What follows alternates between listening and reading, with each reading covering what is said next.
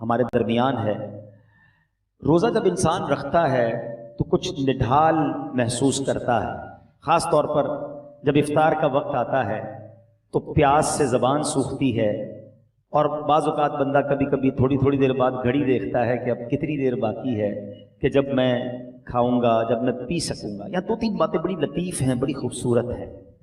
पहली बात तो ये कि इसमें जो बंदगी है ना, जो अल्लाह से मोहब्बत नज़र आती है कि सामने पानी मौजूद है, खाना भी मौजूद है, मगर मेरे रब का हुक्म अभी तक नहीं हुआ है, अभी इफ्तार का वक्त नहीं हुआ है। इससे इंसान की अल्लाह से मोहब्बत छलकती है कि बंदा अल्लाह को राजी करने के लिए खाने से भी रुक गया, पीने से भी रुक गया, अपनी ख्वाहिशात से भी रुक गया। और रोजे के फजाइल कितने, ये इतना जबरदस्त नेकी का काम है।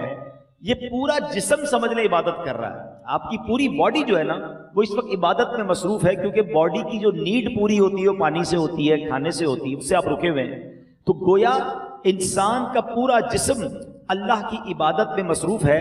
बदकिस्मती से कई लोग ऐसे अब सुनते हैं कि रोज़ा रखने में सुस्ती करते हैं, तो वो भी सुस्ती ना करें कि रोज़े के बारे में सुनिए कि कैसे कैसे फ़ज़ाइल अहादीस में आए। नबी पाक अलैहिस्सलाम फरमाते कि बेशक जन्नत में एक दरवाज़ा है जिसको रैयान कहा जाता है, उससे क़यामत के दिन सिर्फ रोज़ादार दाखिल होंगे और कोई दाखिल नहीं होगा। स्पेशल डोर होगा जन्नत का। आप देखते कभी कभी एयरपोर्ट पर जाते हैं या किसी जगह जाते हैं, एक वीआईपी गेट होता है और उस वीआईपी गेट से लोग दाखिल होते हैं जो वीआईपीज होते हैं।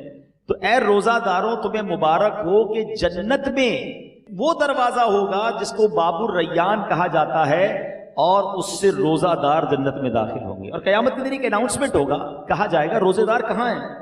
वो लोग खड़े होंगे, उनके अलावा कोई उस दरवाजे से दाखिल ना होगा। जब ये दाखिल हो जाएंगे ना, तो जन्नत का वो डोर, वो दरवाजा बंद कर दिया जाएगा।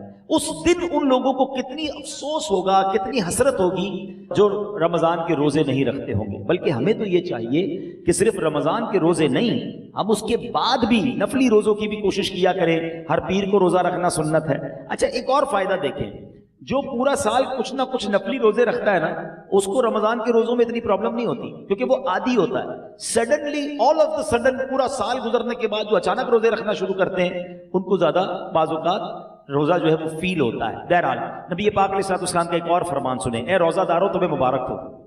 मेरे आका फरमाते, जिसने रमजान का रोजा रखा और उसकी हुदूद को पहचाना और जिस चीज से बचना चाहिए उससे बचा, तो जो कुछ गुनाह पहले कर चुका है उसका